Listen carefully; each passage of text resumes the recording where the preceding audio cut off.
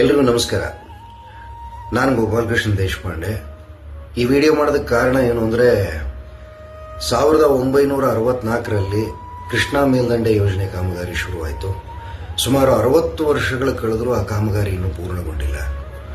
3ನೇ ಹಂತದ UKP ಕಾಮಗಾರಿ ಏನಾದರೂ ಪೂರ್ಣಗೊಂಡರೆ ಸುಮಾರು 7 ಜಿಲ್ಲೆಯ 15 ಲಕ್ಷ ಎಕರೆ ಭೂಮಿಗೆ ನದಿ ನೀರು ಒದಗಿ ಬರಲಿದೆ.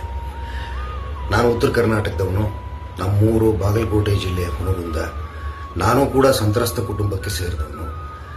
ಒಂದು ಮಾತಿದೆ, ಉತ್ತರ ಕರ್ನಾಟಕ ಬರಗಾಲದ ಪ್ರದೇಶ ಅಂತ. ಆ ಹಣೆಪಟ್ಟಿ ಹೋಗಬೇಕು ಅಂದರೆ ನಮ್ಮ ಜನರ, ನಮ್ಮ ರೈತರ ಕಷ್ಟಕ್ಕೆ, ಅವರು ಈಗ ಮಾಡ್ತಿರುವ ಹೋರಾಟಕ್ಕೆ ಸರ್ಕಾರ ಆದಷ್ಟು ಬೇಗ ಸ್ಪಂದಿಸಬೇಕು. ಅವರ ಕಣ್ಣೀರು ಒರೆಸುವಂತಹ ಕೆಲಸ ಮಾಡಬೇಕು. ಕಾವೇರಿಯಂತೆ ಕೃಷ್ಣೆ ಕರ್ನಾಟಕದ ಜೀವನದಿ, ಕನ್ನಡಿಗರ ಜೀವನದಿ. ಹಾಗಾಗಿ ಸರ್ಕಾರ ಕೃಷ್ಣೆಯ ಕೂಗಿಗೆ ಕಿವಿಯಾಗಬೇಕು.